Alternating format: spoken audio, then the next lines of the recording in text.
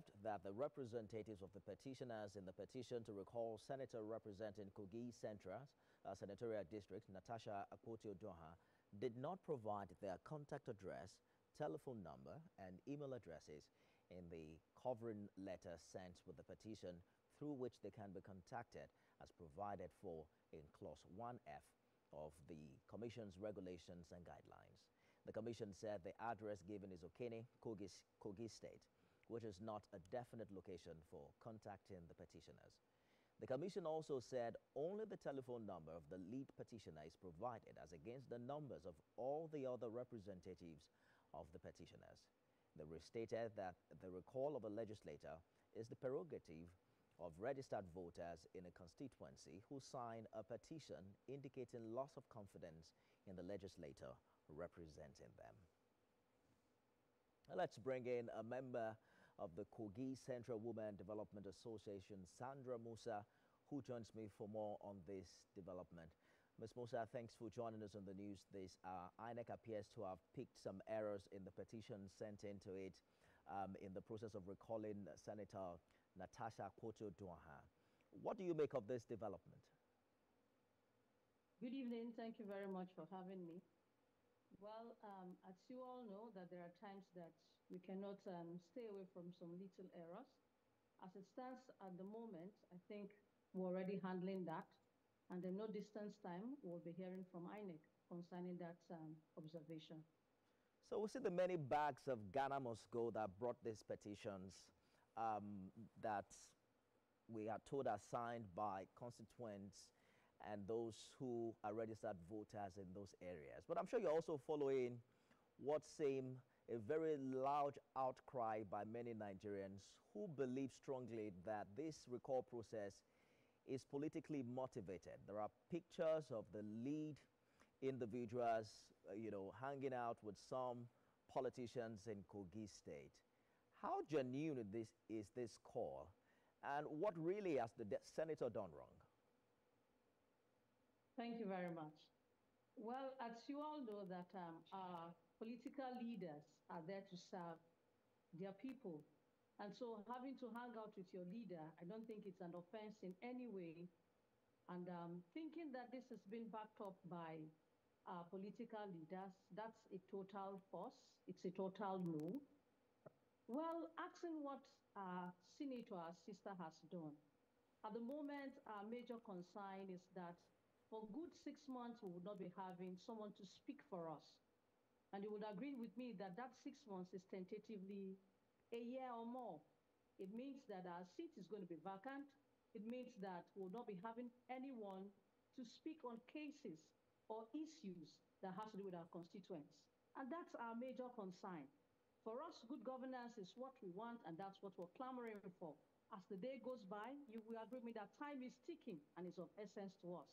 That's the reason why you see that we're calling for this recall at this time, to see that we get somebody to help speak for us, to fill up the gap before it's too late. Ms. Musa, some say this is dealing a huge blow to the concept of women supporting women.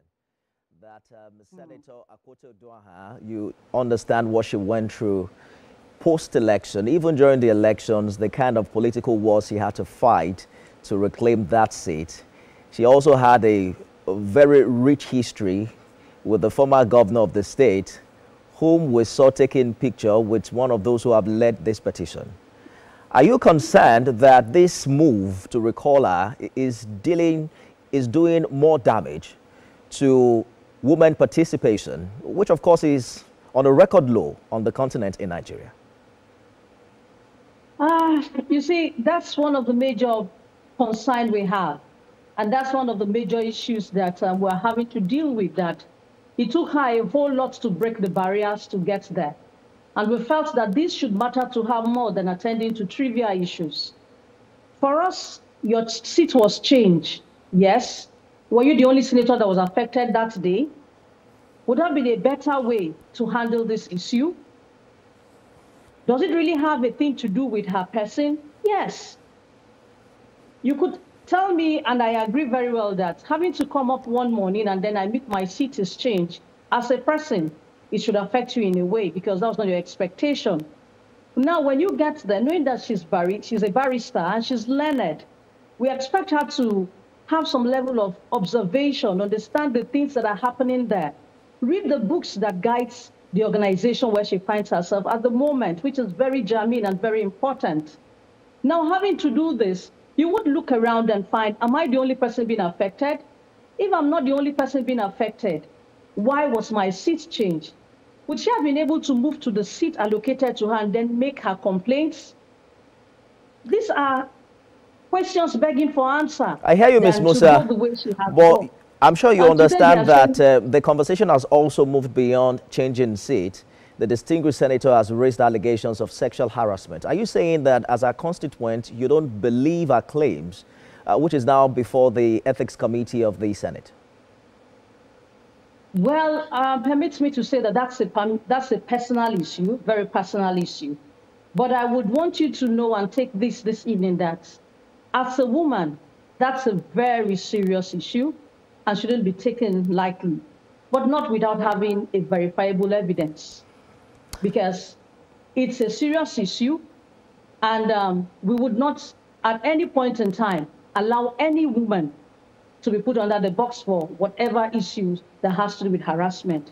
But as a constituent for now, what we know that is before the Senate and before the world at large is that the issue of her seat being changed that led to her being tagged as one who has that's involved in misconduct, unruly, and disobeying the rules of law guiding the red chambers. These are consigned, and this is what we're about. Ms. Musa, I'm told we have to go now. It's a long process to having a senator record. Beyond the petition signed, it will go through a process of verification, and then the referendum that will require at least 50% of registered voters. Even the elections held in Nigeria don't have that much turnout. In less than 30 seconds, if you can, how sure are you that this process can actually recall Senator Akpoti?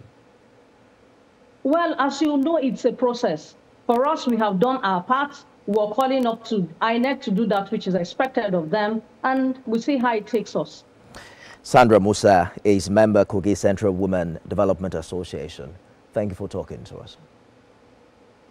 Thank you so much for having me. Now, the House of Representatives